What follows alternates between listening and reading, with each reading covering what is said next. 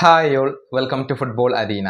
Brazilian goal കീപ്പറായ Ederson നിലവിൽ Turkish ക്ലബ്ബായ ഫെനർബാഷയ്ക്ക് വേണ്ടിയാണ് കളിച്ചുകൊണ്ടിരിക്കുന്നത്. എന്നാൽ എഡേഴ്സനെ സംബന്ധിച്ചിടത്തോളം ഇപ്പോൾ അത്ര നല്ല സമയമല്ല.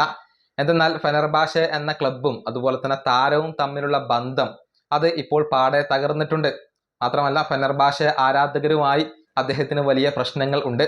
നിർണായകമായ ഒരു മത്സരത്തിൽ അദ്ദേഹം ഒരു പിഴവ് വരുത്തി വെച്ചിരുന്നു.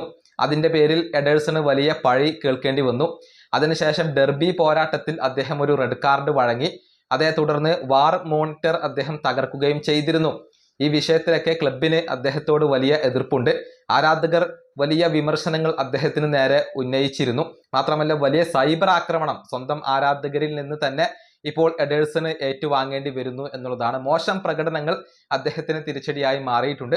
അദ്ദേഹത്തിനും അദ്ദേഹത്തിന്റെ ഭാര്യയ്ക്കും ഇപ്പോൾ വലിയ രൂപത്തിലുള്ള സൈബർ ആക്രമണം ഫെനർബാഷെ ആരാധകരിൽ നിന്നും ഏറ്റുവാങ്ങേണ്ടി വരുന്നു എന്നാണ് തുർക്കി മാധ്യമങ്ങൾ റിപ്പോർട്ട് ചെയ്തിട്ടുള്ളത്. അതുകൊണ്ട് തന്നെ ക്ലബ്ബ് വിടാൻ അദ്ദേഹം ഇപ്പോൾ തീരുമാനിച്ചു കഴിഞ്ഞിട്ടുണ്ട്. എന്നാൽ മറ്റൊരു നിലപാട് കൂടി അദ്ദേഹം എടുത്തിട്ടുണ്ട്. അതായത് നിലവിൽ 2028 വരെ അദ്ദേഹത്തിന് കരാറുണ്ട്. അതുവരെയുള്ള എല്ലാ സാലറിയും തനിക്ക് ലഭിക്കണം എന്നാണ് എഡേഴ്സന്റെ ഒരു തീരുമാനം. അതായത് 22 മില്യൺ യൂറോയോളം തനിക്ക് ക്ലബിൽ നിന്നും ലഭിക്കണം, എന്നാൽ മാത്രമാണ് താൻ ക്ലബ്ബ് വിടുകയുള്ളൂ എന്ന ഒരു നിലപാട് എഡേഴ്സൺ എടുത്തിട്ടുണ്ട്. അങ്ങനെ ഉറച്ച ഒരു നിലപാട് അദ്ദേഹം എടുത്തു കഴിഞ്ഞു എന്നാണ് തുർക്കിഷ് മാധ്യമങ്ങൾ റിപ്പോർട്ട് ചെയ്തിട്ടുള്ളത്. ഏതായാലും വരുന്ന സമ്മറിൽ തുർക്കി വിടാൻ തന്നെയാണ് അദ്ദേഹത്തിന്റെ തീരുമാനം. ഫെനർബാഷെ വിടാൻ തന്നെയാണ് അദ്ദേഹത്തിന്റെ തീരുമാനം.